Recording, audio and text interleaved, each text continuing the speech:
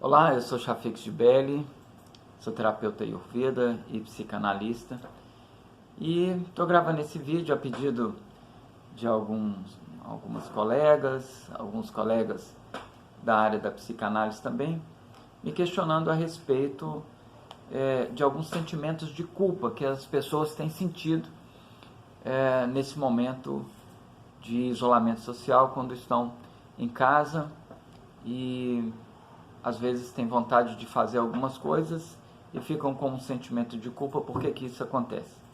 Então vamos pensar da seguinte forma: as nossas instâncias psíquicas, id, ego, superego. O id, o princípio do prazer, satisfação imediata de uma necessidade real ou imaginária. Depois nós temos o superego, que ele já está pronto para entrar em ação a partir dos 4 anos de idade, aproximadamente, onde ele acolhe as ideias, os juízos morais das instâncias pela qual o indivíduo cresce e se desenvolve. Então, ali tem os valores, as crenças, as regras, primeiro da família, depois do Estado, da igreja, da escola, dos amigos e mais tarde um pouco do ambiente de trabalho, né? Então, todas essas regras sociais, elas ficam como que em algum lugar da mente, claro que é na memória, balizando as ações do id. O id, ele é impulsivo, ele é totalmente lascivo, ele é promíscuo, para ele não tem gênero, para ele não tem grau de parentesco, para ele não tem sequer distinção de espécie. Então, se ele pode satisfazer uma necessidade natural dele, ele vai satisfazer independente dessa necessidade ser real ou ser imaginária. E o impulso sexual está no id, né? A libido está no id. Quando a pessoa não faz a sua descarga libidinal, essa libido ela fica acumulada. Ela fica acumulada e ela precisa ser descarregada em outras atividades que dê prazer semelhante ao prazer sexual, que de fato é aquele mais efetivo para a descarga libidinal, para a descarga orgásmica. Quando não tem e isso fica retido, ele precisa ser transferido para outras atividades. Então, alguma coisa que dê prazer, né? Que chegue próximo ali daquela sensação de prazer libidinal, então pode ser transferido para uma atividade de alimentação, para uma comida, né, é claro, por uma atividade física, por uma atividade intelectual, alguma coisa que vai dar prazer. Quando as pessoas elas estão em casa, nesse momento de isolamento social devido a essa pandemia do coronavírus, ou por qualquer uma outra razão, é natural que a ansiedade aumente. É natural que pensamentos impulsivos, pensamentos com relação à vida, preocupações, o que eu vou fazer, quando isso vai terminar, como é que a gente vai ficar, se eu vou ser atingido, se não vou ser atingido. Então, o pensamento tem muitas ideias, né? É muito criativo. Então ele vai suscitar várias emoções. Normalmente essas emoções não são muito boas. Se você não escolher os pensamentos adequados, essas emoções elas não são muito boas. E o que vai acontecer com essas emoções? Essas emoções vão provocar angústia. Quando as emoções são ruins, elas provocam angústia. E o ego é a sede da angústia. O ego é que sofre a angústia, porque o ego ele só vem depois que o id entra em conflito com o superego. Então a criança nasce idílica, por volta dos 4 anos ela desenvolve o superego, e aí começam os conflitos, as neuroses, vamos dizer assim.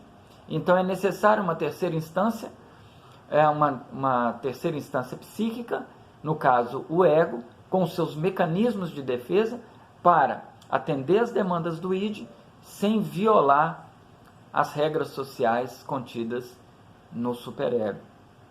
Tá bom? Os valores, as regras, as leis. Então, o que acontece? Quando o ego não consegue fazer uma drenagem dessa libido de forma satisfatória, tanto para a id quanto para o superego, então ele se frustra, ele fica angustiado. Quando o id consegue fazer a sua descarga da forma que ele pensa que é o melhor, e o melhor para o id é aqui e agora, de qualquer forma, a qualquer preço, a qualquer custo, então vem um sentimento de culpa, porque infringiu alguma regra, alguma lei lá de alguma convenção, algum valor, algum princípio que estava reservado lá no superego. Então vem aquele sentimento de culpa, quando a pessoa quer fazer alguma coisa, para quê? Para amenizar a sua angústia, o seu desprazer. Então, é muito comum, sempre que uma pessoa está numa situação desprazerosa, sempre que ela está angustiada, ela querer fazer algo prazeroso, compensar isso, porque é uma compensação, é uma balança. Então, sempre que alguém está em alguma coisa, em alguma atividade desprazerosa, ela vai tentar fazer algo que compense. E ao fazer esse algo que compense, ela pode infringir alguma regra do superego e assim sentir um sentimento de culpa, né? E isso também não é bom. Então, escolha bem os seus pensamentos e policie o seu superego, verifique aquelas regras que você pode manter, verifique aquelas regras que você precisa atualizar e permita-se, em momentos de desprazer, em momentos de angústia, fazer sim a sua descarga libidinal, seja por meio das relações sexuais, seja por meio de uma massagem tântrica, ou seja por meio de alguma outra atividade prazerosa que amenize esses sintomas até que você possa de fato fazer a descarga principal, porque ela é extremamente necessária. Lembrando que o acúmulo de libido por um tempo muito prolongado, né? A retenção da libido de forma crônica, ela pode gerar transtornos psicossomáticos, então dores no corpo de todas as origens, né? E às vezes sem causa clínica aparente. Você vai no médico, o médico faz os exames, pede os exames, ele verifica que não tem nada, está tudo bem, mas você continua sentindo as dores, você continua sentindo aquele mal-estar. Isso pode ser a libido retida. Então, quanto ao sentimento de pecado, de culpa, né? Isso é uma questão muito cultural. Aquilo que é proibido em algumas culturas não é em outras, né?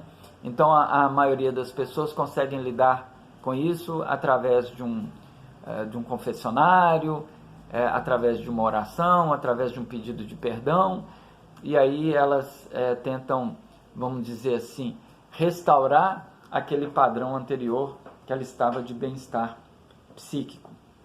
Mas é só você questionar também as suas regras, né? Será que elas precisam ser tão rígidas? Será que você não pode, de fato, atender às demandas da sua essência, do seu id, sem que o seu superego te coloque esses sentimentos de culpa, né? Então, flexibilize as suas regras, seja sensível com você, seja cuidadoso com você, seja gentil com você, tá bom? Não seja tão rígido, porque muitas regras que ajudaram você a atravessar a fase da infância, da adolescência, às vezes elas já não são tão necessárias na sua vida adulta. Então, comporte-se como um adulto maduro, procure profissionais da área da psicologia, da área da psicanálise, da área das terapias integrativas, tá bom? Estude um pouquinho mais sobre as massagens e, enfim, coloque atividades prazerosas no seu dia a dia, que certamente você vai se sentir muito bem, e faça uma reavaliação de todas as suas regras. Por isso, a psicoterapia, com psicólogo ou com psicanalista, é sempre muito recomendada. E conheça mais sobre a massagem tântrica. Um grande abraço para você. Bom dia.